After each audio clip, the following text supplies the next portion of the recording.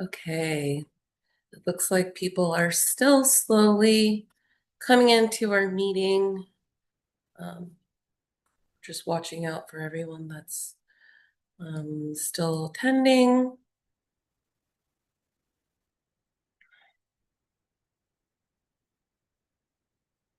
Gonna give it one more minute, and then I'm gonna go ahead and get us started.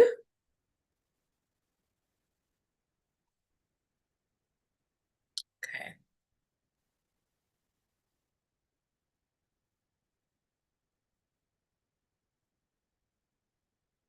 Well, welcome and thank you for joining us for the Future Technology and Trends webinar. This is the first of three of our virtual lunchtime sessions where we will be doing a deep dive into topics that affect us all and are directly impacted by transportation. And we're glad that you're here with us to be able to join in on the conversation and start this dialogue. I'm your host today. My name is Leilani Vaiaonga, and I'm a communications specialist, and I'm part of the regional partnerships team. And I'm going to have my planners who are presenting for us today, Taylor, Sladen, and Eric. Go ahead and turn on your cameras, and they're going to go ahead and introduce themselves to you. Hello, everyone. My name is Taylor Laurent. I'm the manager of transportation planning at MetroPlan Orlando and the project manager for the development of our 2050 Metropolitan Transportation Plan.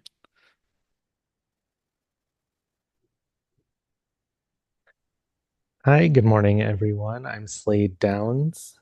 I'm a transportation planner at MetroPlan Orlando and looking forward to speaking with you today. Good afternoon. My name is Eric Hill. I am Director of Transportation Systems Management and Operations at MetroPlan Orlando. Thank you again to our presenters. We will be touching base with them a little bit later. So like we normally do, we are here and we're going to explain to you, who is MetroPlan Orlando, who we are, and what is it that we do. So MetroPlan Orlando, we are the Metropolitan Planning Organization, or MPO, and we lead transportation planning efforts in 3 counties, which is Orange, Osceola, and Seminole counties. And we strive to provide a regional transportation system that safely moves people and goods safely and efficiently. And we bring together our elected officials, our technical experts, and the community to shape our transportation future. So together we set priorities and determine how federal and state transportation dollars are spent within our region.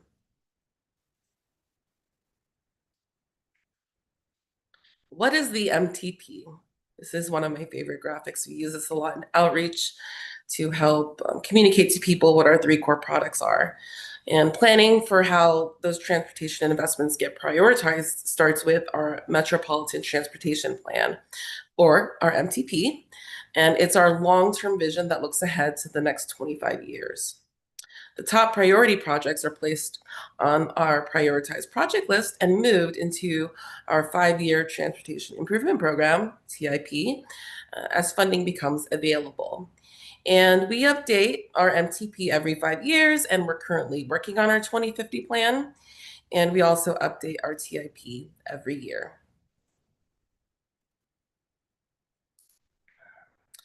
Now, on our agenda today, we will include an overview of the existing conditions of our Central Florida region, the area profile, and then we'll look at areas and drivers of change that we see now and are expecting to see in the future as we journey through to 2050. And then, of course, there's new technologies that will continue to play a role, and we'll discuss those as well. Then at the end, we are going to open it up for Q&A before wrapping up today's session. So please make sure to go ahead and drop your questions in the Q&A box at the bottom. You don't have to wait towards the end. You could drop them in while the presentation is going as well, if there's something that is weighing on your mind and you would like to add to the dialogue.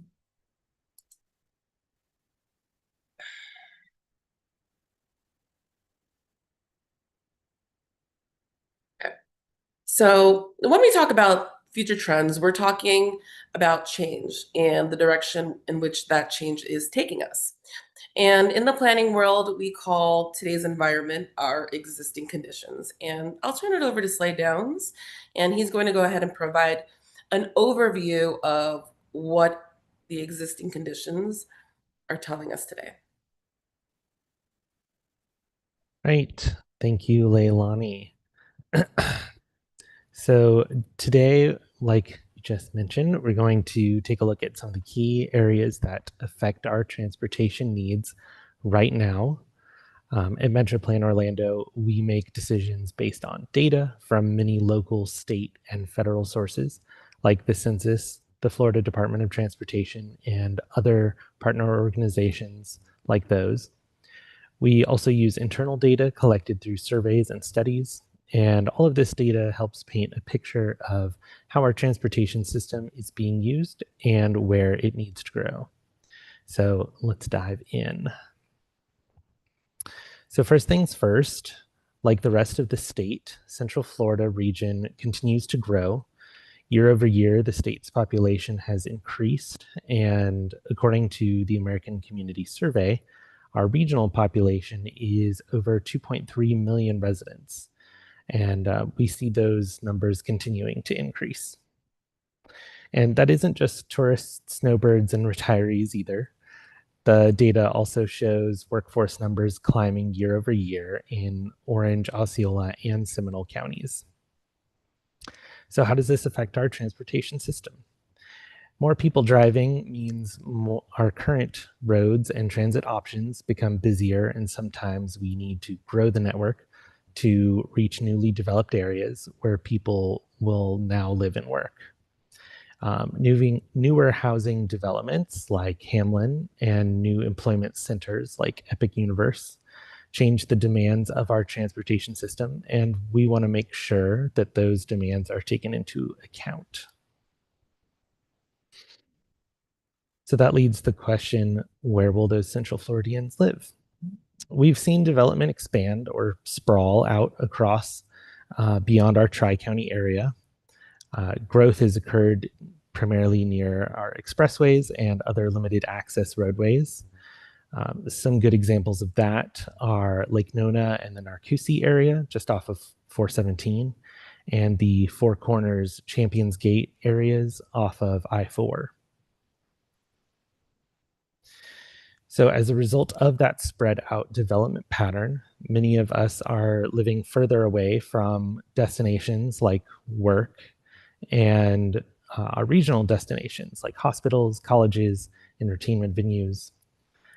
From 2014 to 2019, we saw the daily number of vehicle miles traveled increase for our residents. According to the Florida Department of Transportation, Central Floridians are driving nearly 30 miles per day to get where we need to go. That upward trend shifted during COVID-19, but was already on the increase at the time. And as of 2022, has bounced back from that dip during the pandemic to over 28 miles per day.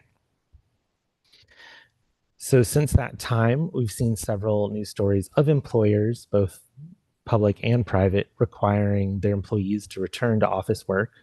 So that that coupled with the continuing growth in the region means that we may expect to see those vehicle miles traveled continue to increase over time. So with those increases in growth comes some concerns from the public. Data shows growing concerns around safety and the environment as it relates to our transportation network. We're experiencing a rise in both crashes and fatalities on our roadways. Many roads and intersections have been identified as hotspots, where data shows us that crashes happen more often. A couple examples of those crash hotspots are along Orange Blossom Trail, Silver Star Road, and Cimarron Boulevard. And definitely another concern is the environmental impact. With an increase in residents and their vehicles, air quality is also a concern to most people, and those vehicles emitting pollutants from from the tailpipes. Even as low emission and electric vehicles rise in popularity year over year, definitely consider that even electric vehicles add to traffic, which slows everyone down, including the non-electric vehicles. Speaking of traffic, FDOT also measures average travel delay, the time that we spend slowed down or stopped because of traffic, an accident, construction, or other incidents. Their data shows that this delay has remained pretty even over time, meaning that while there is an average about 20 hours per year spent in traffic, we aren't seeing an increase in delay in the region as a whole. So that means that Central Floridians generally enjoy a reliable and predictable travel time. We get to where we're going more or less when we expect to, even if that time is a bit longer than we'd like it to be. So we've been talking about cars a lot so far, so I wanted to change gears and talk transit for a second. This graph shows Lynx ridership in dark blue and Sunrail ridership in light teal. Transit ridership, particularly on Sunrail, has seen an increase of ridership following its expansion into Osceola and Volusia counties. But transit agencies around the country took a hit during COVID-19, and our transit systems were no different. Both Lynx and Sunrail ridership are recovering from the impacts of the pandemic. And you can see those numbers ticking back upwards as we move towards present day. So I mentioned earlier that the workforce was growing in our region. Our economy is growing, and in Central Florida, that impacts both the number of visitors and service workers who are using our transportation network, as well as the trucks that are moving freight to area distribution centers. Visit Orlando reported over 70 million visitors to our area in 2023. So that puts us back at pre-COVID tourism numbers. That figure continues to increase, especially as new attractions like Epic Universe give tourists more reasons to visit. And all of that additional business means more goods moving around the region. According to the National Transportation Research Center and FDOT, we moved 134 million tons of freight in 2023 in our region alone, which has been an serious increase over previous years. So now that I've given you an overview of the existing conditions in the region, I'll turn it over to Taylor to tell you about what's driving those changes. Thank you. Thank you, Slade. Now let's take a look at those drivers of change that we have to consider to understand what paths our journey to 2050 might take. Now, a driver of change refers to trends, changes, and disruptions that have the potential to significantly influence future transportation demand, supply, and preferences, as well as investments and decision-making processes. These drivers matter because they point to potential changes in how people and freight will move and the transportation strategies and investments that could be important in the future. Considering these drivers now provides an opportunity to encourage changes that could be positive for the region while mitigating potential changes that could create new risks. Population growth is one of those key drivers of travel demand. While most projections continue to suggest strong population growth in the region, there is greater uncertainty than in prior forecasts.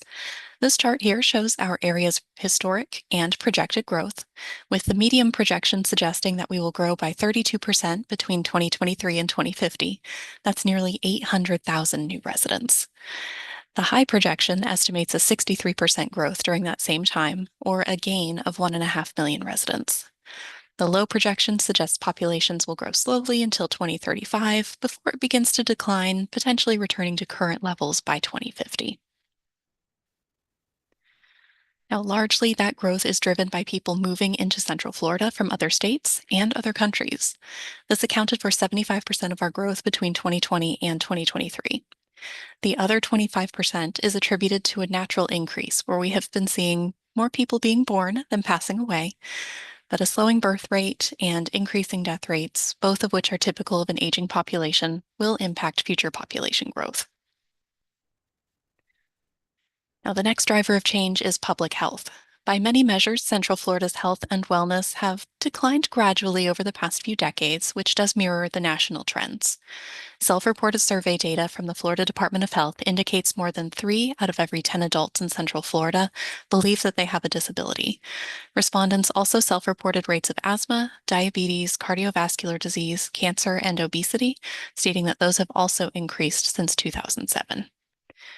Now, what are the impacts of these health and wellness trends? How does our transportation system impact our health? Health status can impact individual and household mobility needs, such as access to medical trips or locations, special services, or access to healthy food, all of which could be further away from home. At the same time, how we design our transportation system can impact health and wellness. Think about where you and your neighbors live. Are there options to bike and walk to destinations, or even for exercise in a safe and comfortable way? These are some of the items that we're looking to include in the 2050 plan as we look to the future. Now, historically, Central Florida's economy has been driven by agriculture, construction, hospitality, and other industries directly tied to the high rate of population growth and tourism.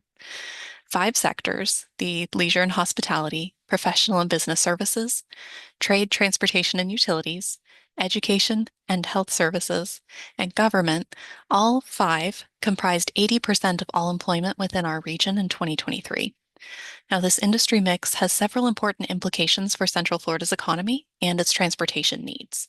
First, showing us that we're at a bit of a higher risk to market fluctuations, like what we saw during the COVID-19 pandemic, a larger number of lower paying jobs, and a concentration of hospitality and service sector jobs that have different working hours than the rest of the region.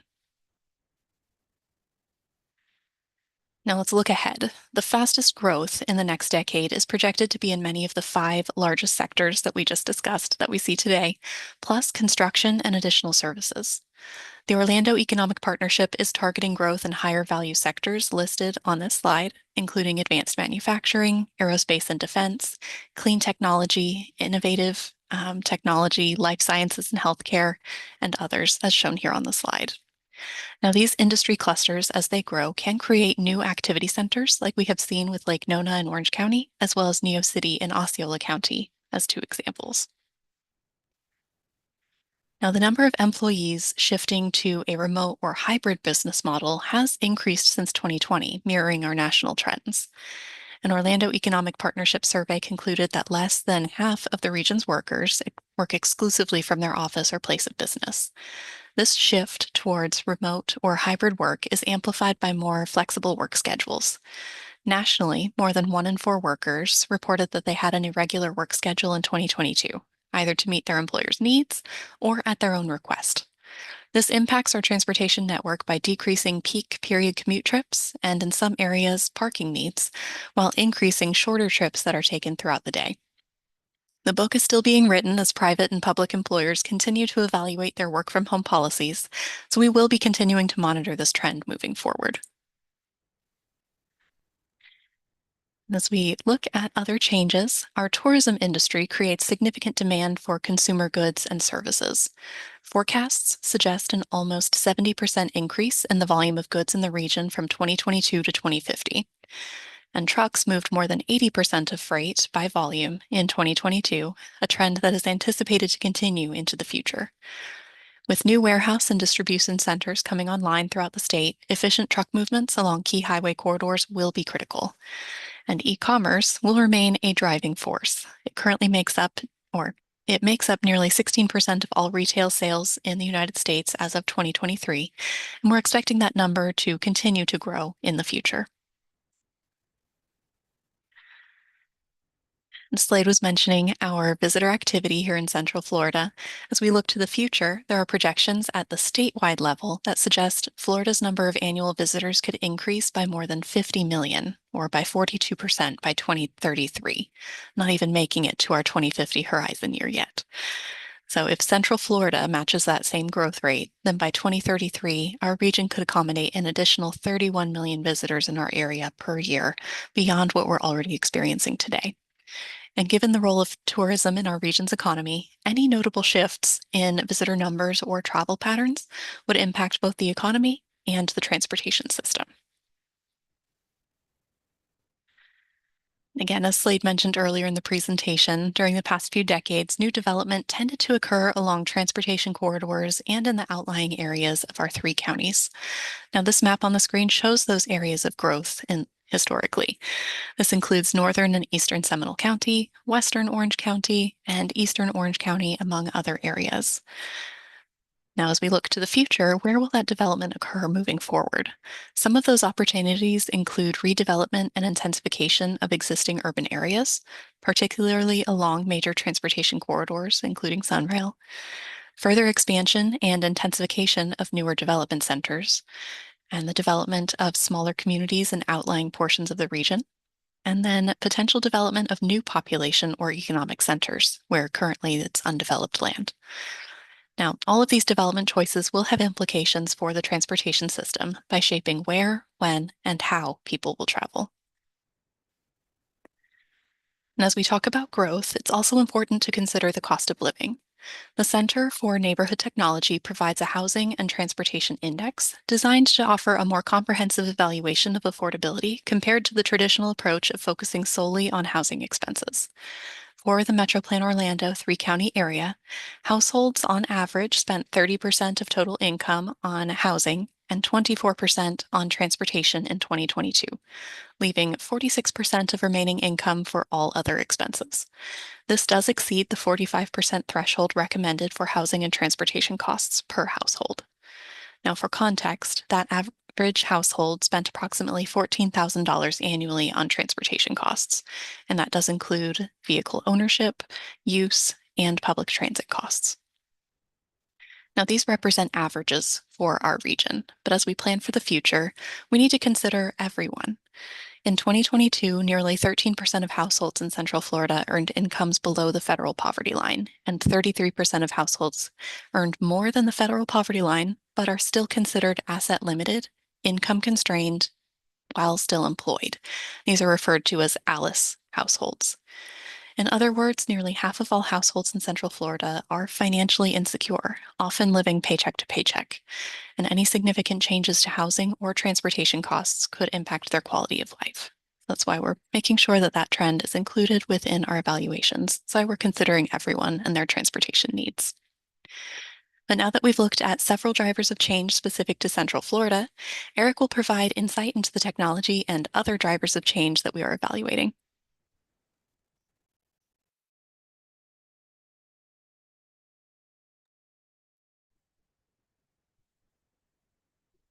Thank you, Taylor. The pace of technological change seems to accelerate each year, potentially impacting every aspect of how we live, work, play, and interact with one another. From a transportation perspective, we expect several major changes. Our vehicles will become increasingly automated and connected. Think about the new computers and sensors that are included in each new vehicle model and can communicate not only with each other, but with infrastructure as well. Our vehicles may become electric. We are already seeing rapid growth in the use of electricity to power cars, buses, bikes, and scooters, as well as new ways of powering ships and trains. Our vehicles may become shared. The rapid growth of ride-sharing services has increased more options for people to travel, particularly in urban areas. What technologies are changing? Other modes of transportation may provide more choices. Some of these may be new forms of highly personalized rapid transportation, such as microtransit, automated shuttles, and advanced air mobility. Others may be new forms of goods delivery, such as the use of drones or robots. Still others may be new approaches to high-speed mass transportation, such as high-speed rail. We may travel less and substitute technology for travel. Some examples that we already see today include working remotely from home instead of driving to the office, taking a class or meeting with a doctor virtually, streaming a movie at home instead of driving to a theater. Looking ahead, what other trips may become merely optional thanks to technology? Could virtual reality replace some travel experiences? This is important because technology changes often. And when we use our transportation system, we will think about a large window of time, like 25 years. Does it make sense to plan for all the types of trips we make today?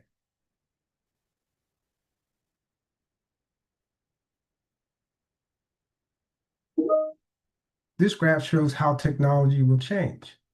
Several of these innovations are already available for use. However, getting to full adoption will take time. This transition period will require supporting both existing and new technologies, such as electric and automated vehicles and traditional vehicles still in the fleet. These may create some near to medium-term challenges in terms of sharing infrastructure and managing the system. There are multiple projections for the rate of adoption of new transportation innovations, and the transition period will vary for each. This chart shows recent market forecasts prepared by the Victoria Transportation Policy Institute for the adoption of fully automated or driverless vehicles. The analysis concluded that it will be 2045 before half of new vehicles are autonomous, 2060 before half of the vehicle fleet is autonomous, and possibly longer due to technical challenges and consumer preferences. The analysis also concluded that initial benefits, such as reduced driver stress and greater independent mobility for affluent non-drivers, can occur when autonomous vehicles are relatively costly and rare. However, most benefits, such as independent mobility for moderate or low-income non-drivers, increased safety, and reduced congestion will become more prevalent as market penetration increases. How much will electric vehicle sales grow? The U.S. Energy Information Administration projects electric vehicles will account for more than 1 in 6 light-duty vehicle sales by 2030, with other industry forecasts suggesting that figure could exceed 30% during that period. More than 167,000 electric vehicles were registered in Florida in 2023, and more than 10,803 private and public electric vehicle charging stations are operational statewide. Florida has the second highest number of electric vehicle registrations in the nation, with 6% of the country's total.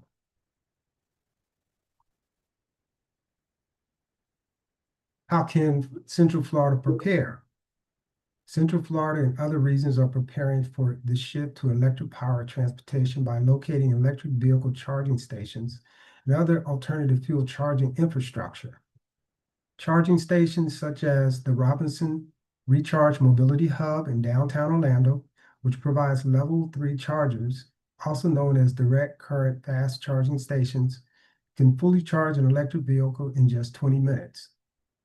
Lynx has already acquired battery electric buses, which will be utilized on Bus Rapid Transit system, also in downtown Orlando. Increasingly, states are exploring how to use transportation system to generate, store, and transmit energy. Approaches include locating solar or wind generating capacity, battery storage, or transmission lines in the transportation right-of-way. The Central Florida Expressway, known as CFX, has initiated a pilot test allowing specially equipped electric vehicles to charge wirelessly as they travel at highway speed on a segment of the new Lake Orange Expressway.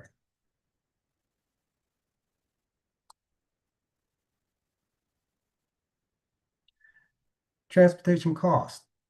After several years of stability, the cost of building and maintaining transportation systems has been rising sharply during the past few years.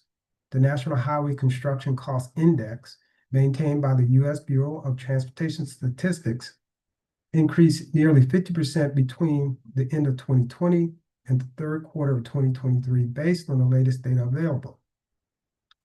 This measures the average prices paid by state transportation departments for roadway construction, materials, and services over time.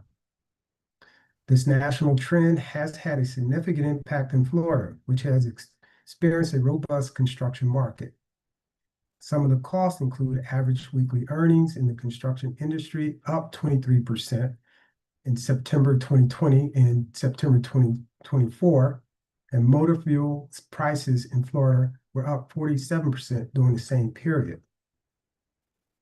Florida Department of Transportation, FDOT, reports that average bid prices increased 34% between November 2020 and July of 2023. Material prices were up across the board between quarter 3 of 2021 and quarter 3 of 2023. 49% for asphalt, 128% for structural concrete, and 458% for earthwork.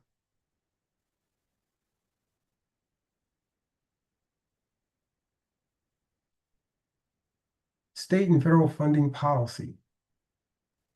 The past several years have been marked by strong state and federal commitment to investing in transportation. The Infrastructure Investment and Jobs Act, IIJA, signed into law in 2021, included more than $567 billion for all transportation modes between federal fiscal years 2022 to 2026.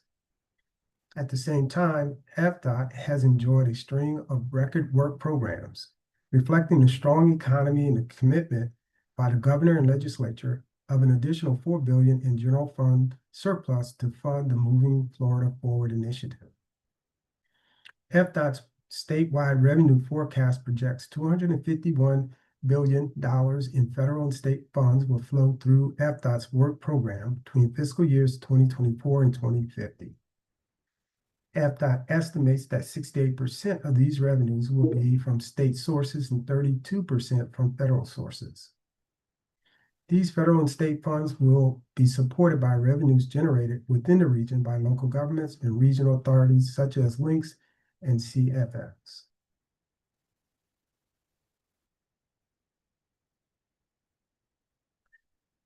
What funding risk might we face? Several factors raise concern about whether funding levels will be sustainable over the next several decades. Increasing construction, operations, and right-of-way costs, fuel efficient vehicles, and an increasing number of electric vehicles reduce the fuel tax dollars collected. Since 2001, the U.S. Congress has spent more from the Federal Highway Trust Fund than revenue collected. The Congressional Budget Office projects that Highway Trust Fund balances will be exhausted by fiscal year 2028 if current trends continue. Florida's state motor vehicle tax is indexed to inflation. The state also draws on a more diverse set of revenues for transportation, including license-related fees, rental car surcharges, documentary stamp fees, and tolling. The same challenges of rising costs, increasing fuel efficiency, and the growing adoption of electric and alternative fuel vehicles remain. Other federal and state policy changes could impact transportation investment priorities and requirements in future years.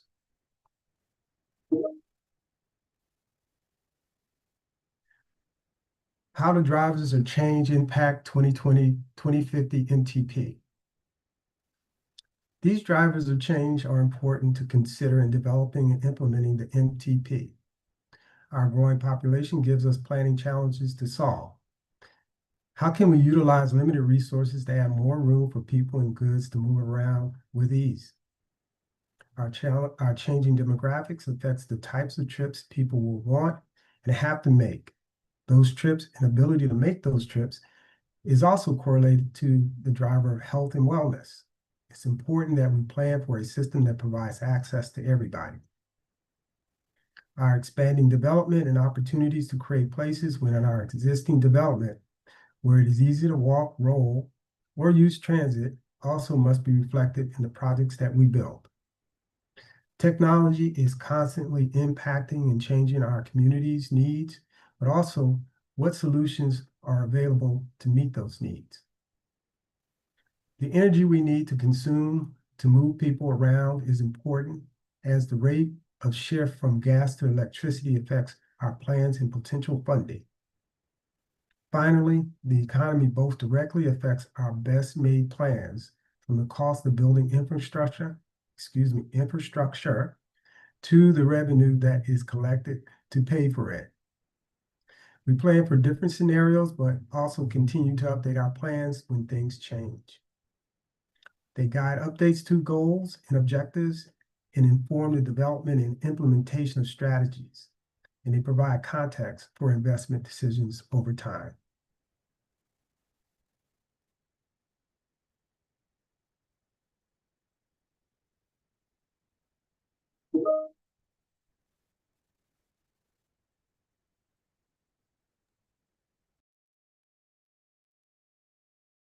Thank you, Eric.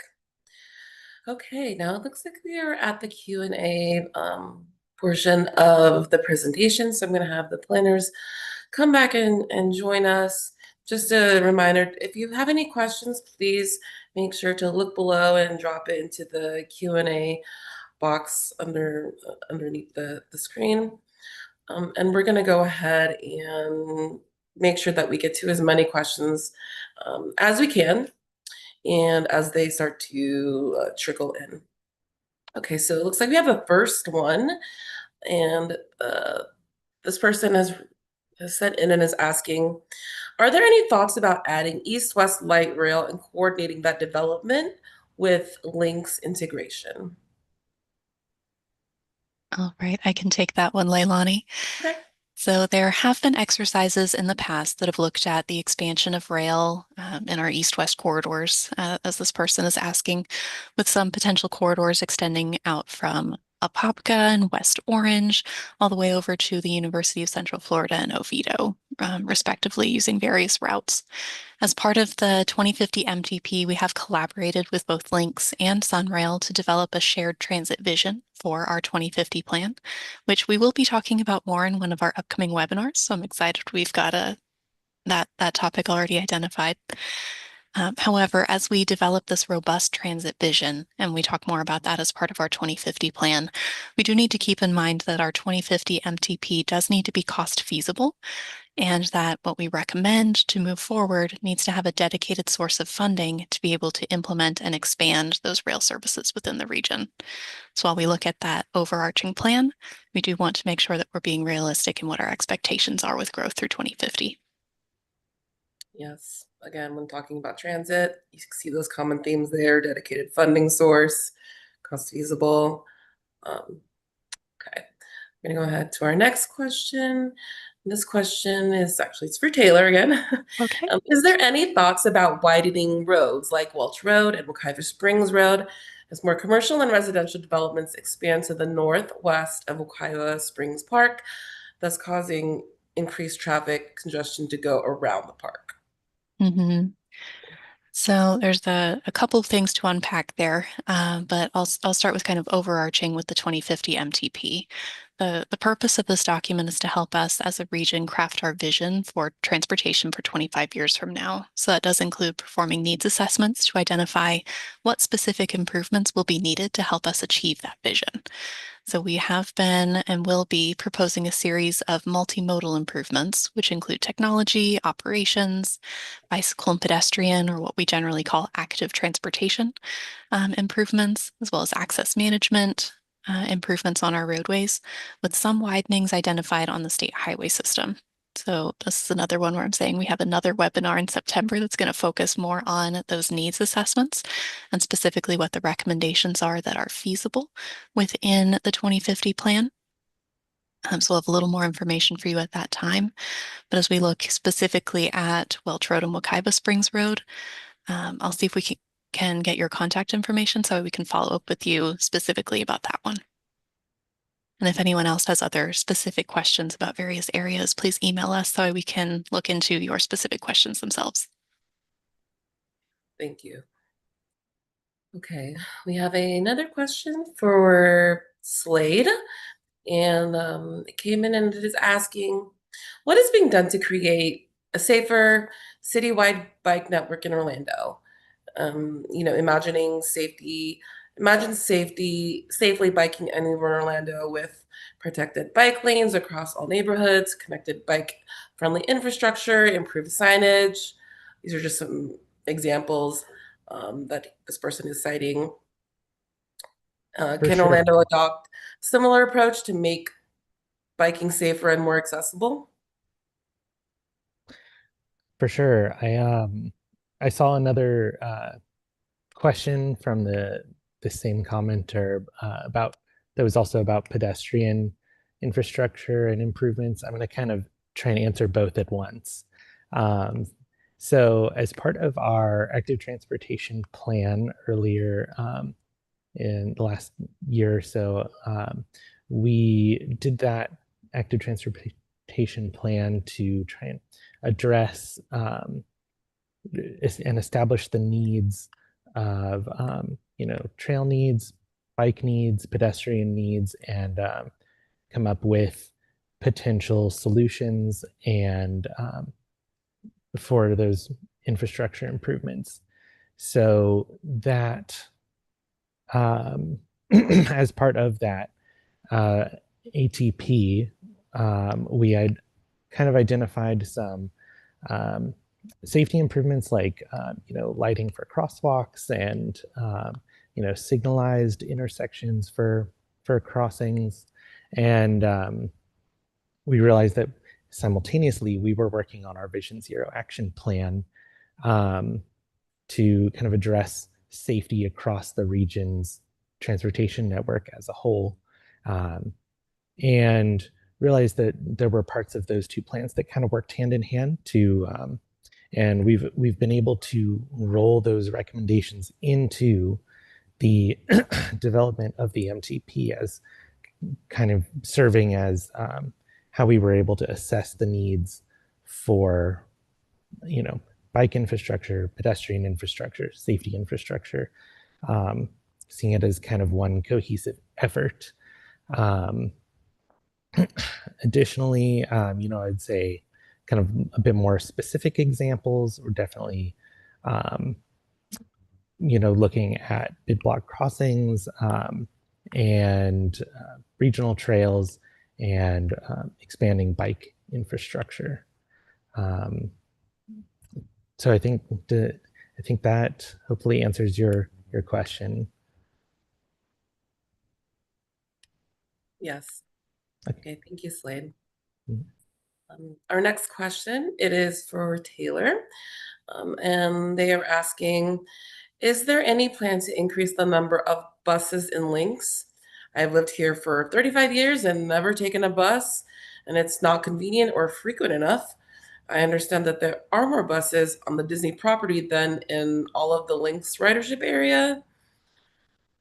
That was just extra commentary from the person, but the question is, is there any plan to increase the number of buses in Lynx? Okay. Well, I can say that Lynx regularly does evaluate their bus routes and makes adjustments to service, including the number of buses that are used to serve each route routinely. So I would recommend reaching out directly to Lynx to ask about potential service changes in your area that might help with your experience.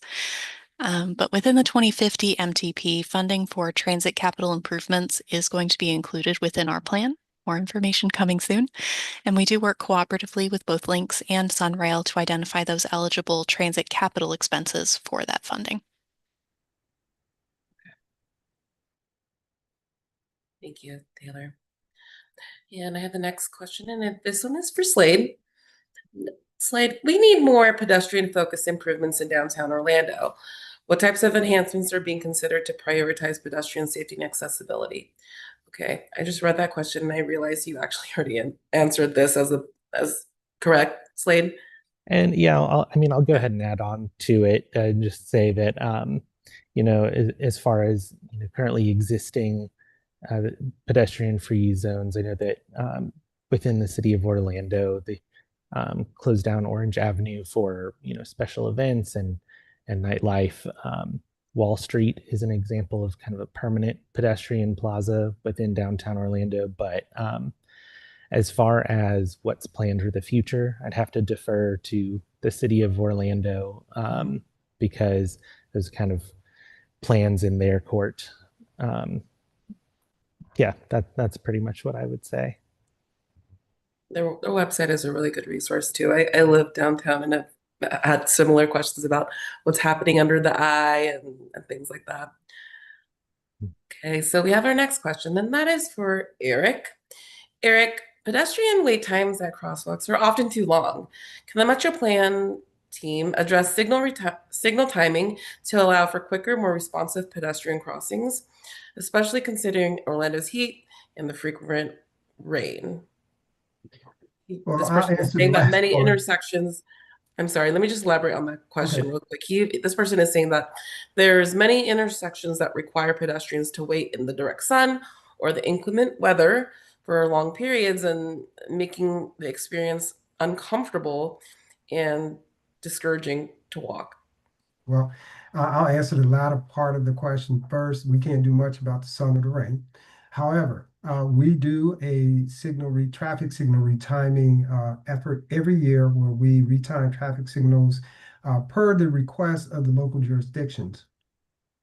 Normally, these traffic signals take into account pedestrian movements. So as we go through each round, we are looking for those opportunities where we can make accessibility better for pedestrian as well as bicyclists or people who choose not to drive. So I would encourage the individual to certainly work with us in identifying some intersections or work with your local jurisdiction in identifying intersections, because this is an ongoing program we do each year to reflect changes and demands. And it's been in existence for a decade and a half. So we do the traffic signal retiming, and there have been instances in the past, intersections, where there have been a higher rate of pedestrian movements and pedestrian activity that are reflected in the timing plans. So yes, we can help with that. But again, we need to understand which intersections may be impacted or the ones that are of interest. Eric, along that lines of that same question, do you have any, so you're saying that people, if they have a signal that needs to be retimed in their area, reach out to their local jurisdictions, so that they can get that looked at? Or they can work with us because we coordinate this with the local jurisdiction. So if they come to us and let us know which intersection they may be interested in, we can work with the local jurisdiction. Perfect. Okay, we have another question, and this looks like this one is for Taylor. Are there plans in the Metro Plan area to enhance major thoroughfares like Mills Avenue with hardscaping, trees, and plantings to improve the pedestrian environment?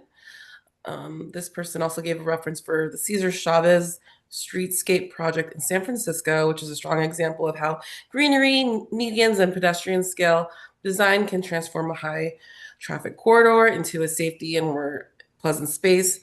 So they're using this example against Mills Avenue, if any of you are familiar with that corridor.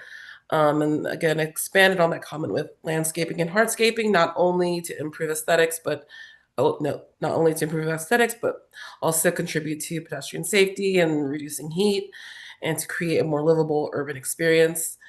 Mills Avenue could greatly benefit from this kind of treatment. Another local City of Orlando, looks like.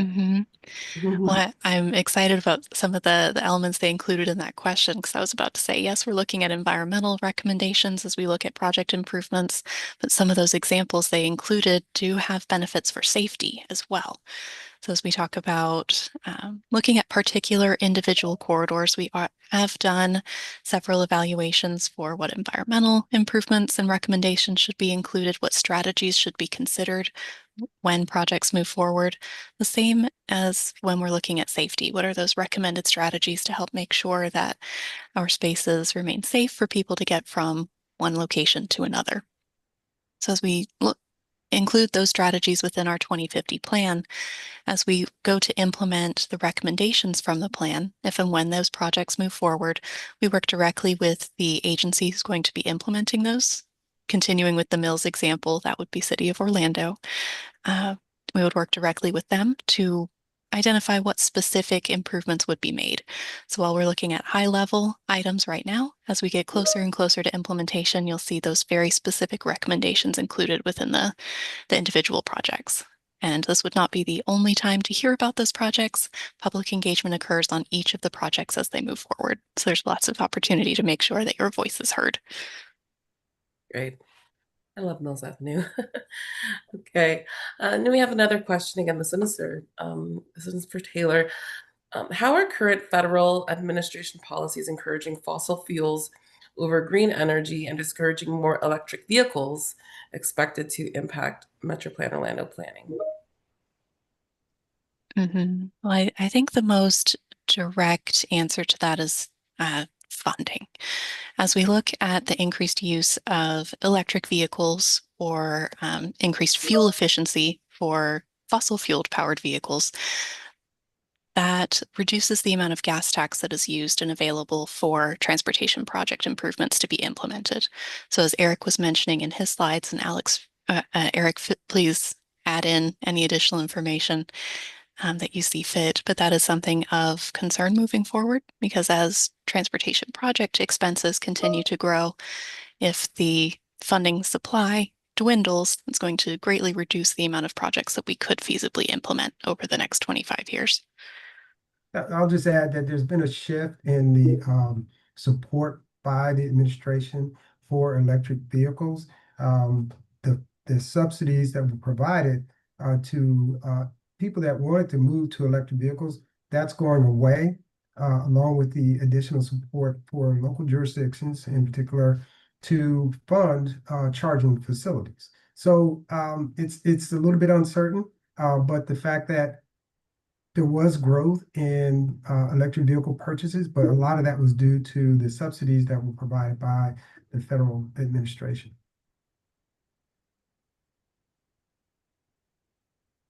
Okay. Thank you for that response. We're going to go ahead to our next question. If Orange County one day implements a half penny transportation tax, would that be enough to begin all these fancy rail transit pedestrian projects, or would more funding sources be needed?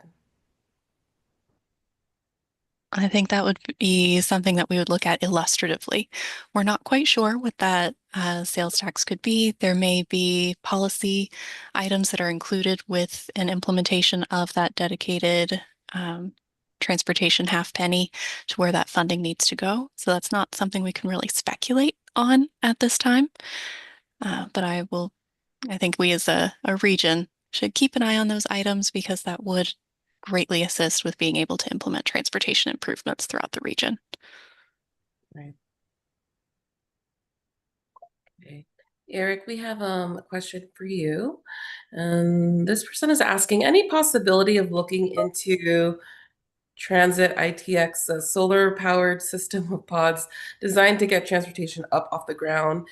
It is this logical extension of the monorail pioneered by Disney, would help reduce road traffic and cut traffic accidents and deaths.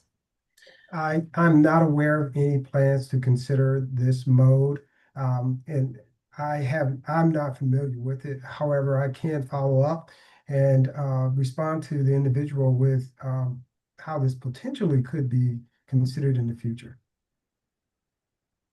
Okay, fair enough. Okay, this looks like it is for Taylor. Lake Nona traffic is insane. How the city and county approved to many developments in a place where only one arterial exists. A parcel facility is needed to connect from Boggy Creek Road to SR 417 and from SR 417 to SR 528. The need is there, but the 2050 plan does it include this new corridor? That one I'm going to write down. I don't have the recommendations in front of me at the moment, but that's something that I'll look into, and we can follow up with a response on that one. just to let everyone know, there's been an abundance of questions coming in. We've covered about half of them. We're not able to get to the rest of them, but we will be responding back to all of the questions that came in. And you are also, if you had more any other questions that you may think of after the webinar, you can email them. And our email address is the mtp@metroplanorlando.gov. And I'm going to go ahead and advance the next slide for me. Is that okay? I'm just not seeing it here on my screen.